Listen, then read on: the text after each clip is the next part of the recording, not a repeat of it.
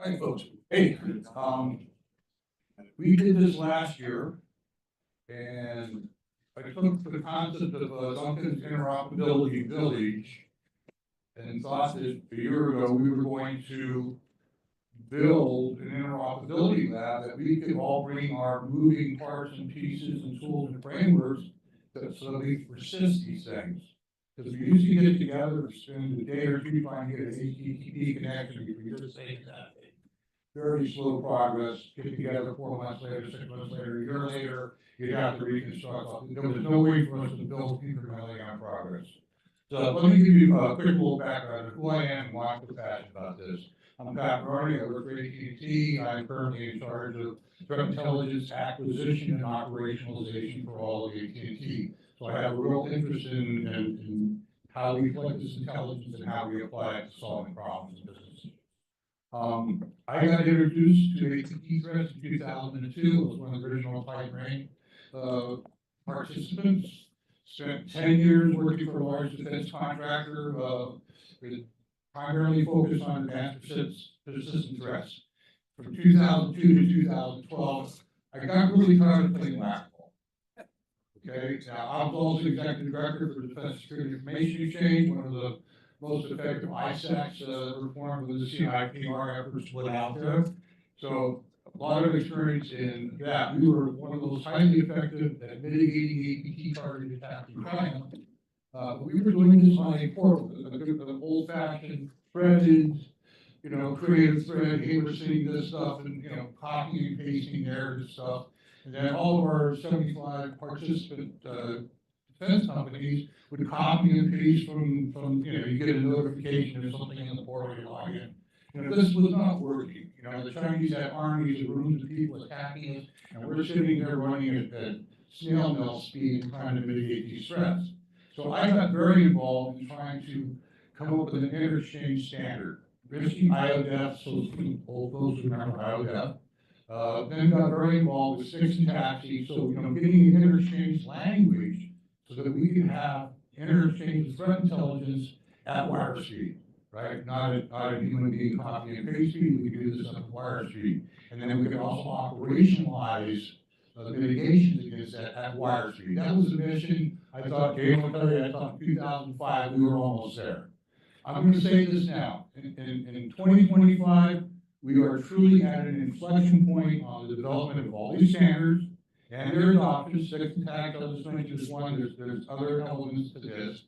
But almost every vendor out there today, every platform provider, almost every organization is probably leveraging these things in some form. Also, there are a bunch of really smart people that have donated their frameworks, like Kestrel. Kestrel is an amazing capability. Jinju, I think, was the, this very smart gentleman at IBM constructed this thing, and they gave it to the community. It's complex, okay, but it's very powerful. I can sit here and name 24 different tools and frameworks and standards that are based on that all interact at some portion. AT&T, we have every major security intelligence provider you can buy, and we have over 500 sources of threat intelligence that we leverage and bring in. Each one of those also has integration points to those standards and integration points to plug in to connect Splunk to this. So we have all these elements out there, all these components with all this capability. But on the one hand, this stuff is easy. I'm going to say it's easy because almost everybody building tools and frameworks today, you can deploy them using Docker. So Docker is something that when you go to GitHub website, you download it, and you see Docker compose up, the next thing you know, boom, you're running some terribly complex framework, and all you need to know is how to download the things so you get command pulled with Docker. Now, I'm simplifying it a little bit. You do need to configure these things, right? But for the most part, it is really simple to bring together, and I'm going to talk to a couple that I have here in the Interoperability Lab. But the point is this, is that the standards are now at a point to where they are usable. There are still issues, there are still gaps, still some things we can do. We only find those gaps in our standards as we try to apply them and operationalize them. So, but it's a very slow process. It's extremely difficult. I'll give you another example. If I wanted to, say with Charles, set up a test with Charles in my AT&T lab, my security lab, and I needed to connect, I wanted to connect to his IOV something or other, right? It would take me 2 to 3 months to put in the request to our security architecture process so that I could connect my lab thing to Charles' thing, okay?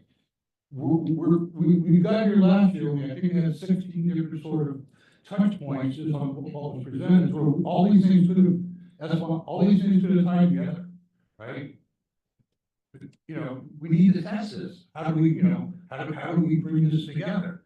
So this is where the idea of the interoperability village, I'm taking on Duncan's concept, expanding it. Imagine the village was, you know, around the fire pit, and we all build our huts. Okay, so that's one of the key concepts of what I'm presenting here today. Last year, I thought we were going to get Microsoft, Google, IBM, go down the list to donate cloud infrastructure so that we can centrally instantiate this in the cloud, right? Because these things need to be isolated from our internal networks, right? Me trying to hook up some open CTI framework that I downloaded from the internet on my Raspberry Pi, you know, to your internal infrastructure, you know, it's too many roads, you know, to the parents' desk. We thought we could just put it up in the cloud, manage it simply in the cloud.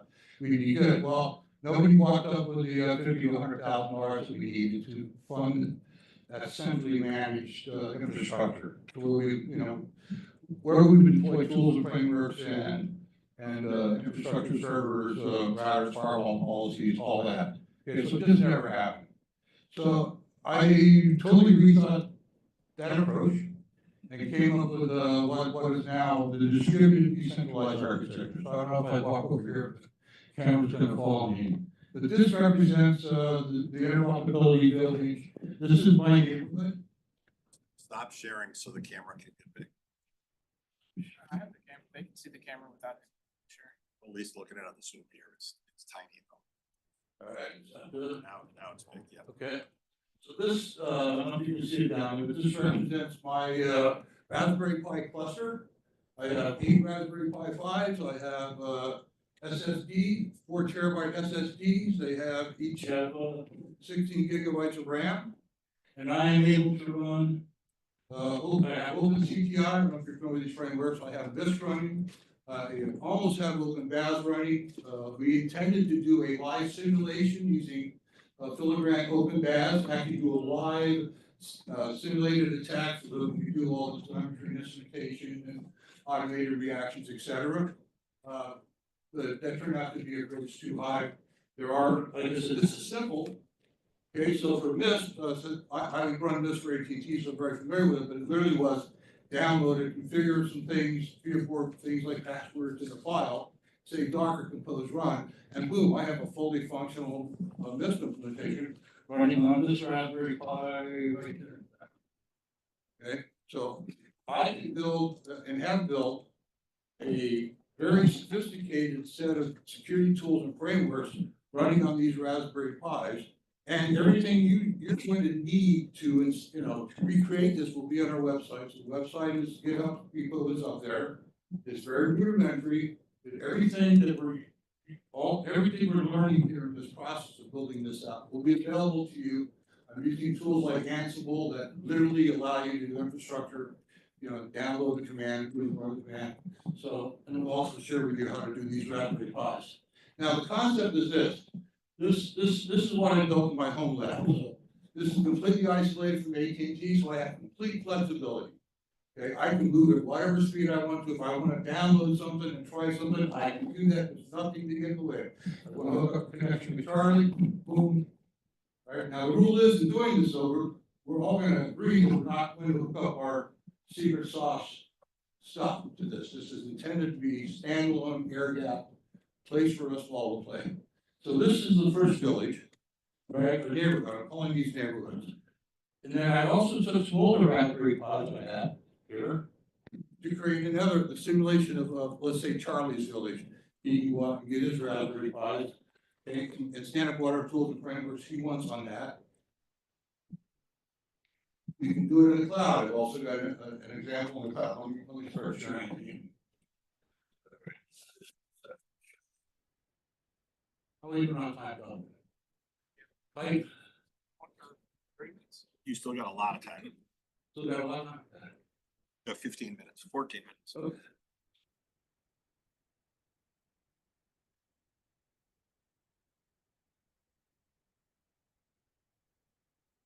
I don't want to see me.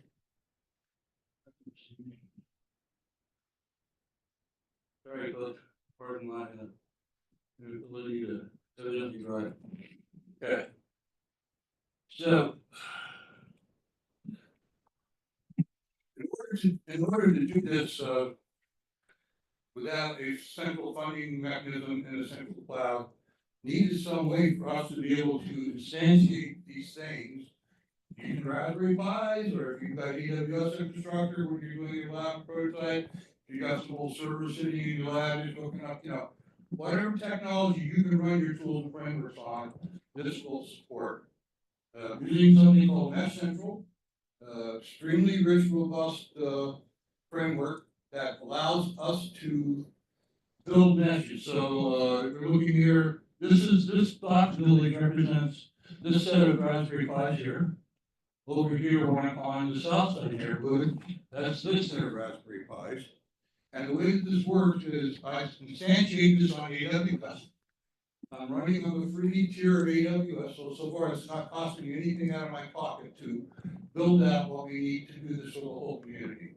So this is actually up and running, very low cost in terms of framework. And the way this works is I construct the village, and then I send you, let's say that I'm going to keep it on Charles here, because he is going to be one of the first participants here. We're going to build Charles's village here. And I configure an agent here once I create his village. I send that to him. He runs the script on all of his devices. Any of his devices he wants to put into that neighborhood. So, for example, these are the 8 Raspberry Pis that I have right here that are the huts in my village. So the concept is you have huts, you have neighborhoods, and then we have this overall framework that allows us to build a mesh. There's one other component, and that is what's called a router. And so if Charles wants to connect on port 443 of my OpenCTI API server here, I will go in and we will configure his device to my device. So we're able to do one-off flash ups. We can do this as complexly or simply as we want. The main thing, we can even have separate villages. Okay, we could have, let's say that from this meeting, there was an SBOM opportunity, and if you wanted to get together and go build some SBOM thing, and you didn't want to deal with all this other complexity, we can stand up an SBOM village for you, and then you could add your huts to that village, okay, and then we can allow you to interconnect. The main takeaway is that, again, this is easy, but it's hard. And I'm going to give you the example. I have no problem. I do OpenCTI, I do this, I build all these tools and frameworks all the time, right? But what I didn't realize is that those one-click download, GitHub, Docker Compose, other things didn't support ARM 64 architecture, Raspberry Pis, or my Macs. I'm a Mac guy. So my Apple Silicon, none of these easy one-click things worked. So subsequently learned how to build these tools and frameworks. Okay, so I now have OpenCTI fully operational, all their connectors. So Philbrand's going to give a presentation on OpenCTI later. It's not supported officially. I almost have OpenBAS running. And OpenBAS was going to run the full Typhoon simulate. We were actually going to do a live attack here, show this OpenCTI, OpenBAS, taxi servers, and firewall. Some firewall rules. Next conference, we'll do that. But like I said, we're at the point to where there is a flexible architecture that meets all of our needs. It's rudimentary security. So you're going to need to get into your physical IP addresses of your public facing stuff. You're not going to throw this thing on the internet. Security. Okay, it's just not how I'm gonna fly after fighting the Chinese for 20 years, right? So, we're gonna need to do simple rudimentary IP-based ACLs. I've got Trend Micro signed up to support this. Okay, now I'm gonna run Trend Micro's framework on AWS, that's no longer gonna be running on the free tier out of my pocket, so that's down the road. Okay, and at that point, we can deploy more sophisticated security, and it's gonna be a pain in the neck. I came here yesterday, and the only thing that changed from this working well on my lab for 6 months, and me bringing it here to demonstrate it, was the IP address of my egress point into the internet. We spent 2.5 hours here trying to get AWS to allow me to connect. So, physical IP connectivity can be, challenging, like if every time you reboot your home network, or, every time you connect and you've got a different IP address. So, we're gonna need to coordinate, that's the only sort of, it's not elegant, but it is good security. Right, so I'm giving you the specific IP address of your endpoint, and my specific IP endpoint, putting this thing based on that. It is more than secure enough, and it is low cost, and it just requires administration. I wouldn't want to scale this beyond 80, 90, 100 participants. I think hopefully we're gonna get 12, 24 folks have this effort here, both here and a way to say, hey, Kestrel, I've always wanted, Kestrel was really good, it was presented, presented this time as well, Kestrel this time. You're gonna see Kestrel, amazing thing that like, come to a conference, you get all excited, you go home, say, I'm gonna do that Kestrel thing, it's like, I don't know. To actually get to the point of trying to apply what you learned, you've got to go build it and get it up and running. Well, I'm gonna have a Kestrel thing here that I'll, either let you build on your own or give you access to mine. So we can bring all these elements together. So, what I'm bringing this year, and what I hope we can do with Duncan here, I hope we were one year part of this one for various reasons. I'm really hoping we can drive towards a much higher cadence in terms of face-to-face time, also in terms of virtual, like maybe a virtual conference. But the main thing that I'm hoping to bring to the community here is when I leave here, I'm hoping at least a few of you are going to want to, build some huts and build some neighborhoods and start testing the tires on this, right? So I'm hoping that within a 3-month period, I will have OpenBAS running. I will be running the reliable Typhoon active simulation, and I will be running it with several security frameworks that we use at AT&T to do operation mitigation and detection. I also will be running things that bring, I'm not bringing in our AT&T for intelligence because I would get fired. But, we're bringing open Apache server gateways, etc. Anybody that wants any vendors that want to donate, IBM, CrowdStrike, Mandy, Google, that want to allow us or want to participate in this by giving their intelligence feeds to feed this project, they will all be, welcome and part of this conversation. That's really what I wanted to convey to you folks. I do want to do again, thank Duncan again for letting me kind of take over his village concept, to take it from this sort of neighborhood, European neighborhood, and I don't know if you saw the huts. It's more of a thing of buildings, huts in a fire pit, etc. But I think the analogy really does apply well. We've had this concept of neighborhoods, right? And I think we're good to go. So, with that, thank you.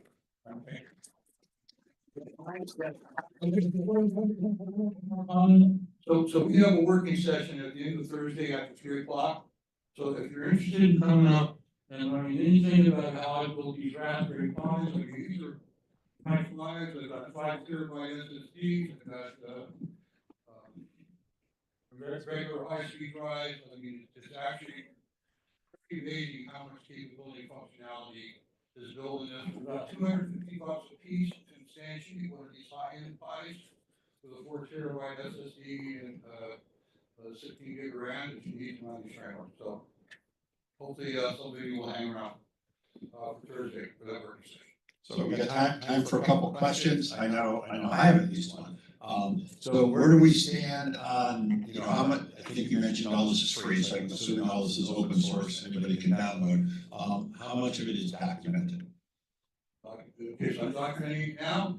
Okay. He's heard this question. Let me point out that if I worked at him, this would have not been acceptable. There's two different engineering approaches. Had I spent multiple hours documenting the interoperability last year, all that effort would have been wasted. Okay, this is now up and running and real, and I can document it building. I did the first rudimentary setup of the website. I will be finishing it. So the answer is, I'm gonna give you 30 days. 30 days from. This is being recorded. Yeah, May 1st, Duncan can expect, the website to be, up to snuff. Everything you need to know. It's kind of up there, but I got a lot of visualizations of these different elements and components and how they work. But it really is as simple as this. You're gonna engage, me and whoever else we have doing this with an email. You're gonna give us, like here, that's a little script that you can run, download, okay, nice and simple. And boom, I'm gonna email you an agent that you're gonna just run on your Raspberry Pi, your Dell server, and whatever Linux, Mac, Windows, whatever technology you have, you're gonna run that, and you're gonna pop up, you're gonna show up as a HUD, everything you run that, honestly show up as a HUD in your village. It is literally that simple.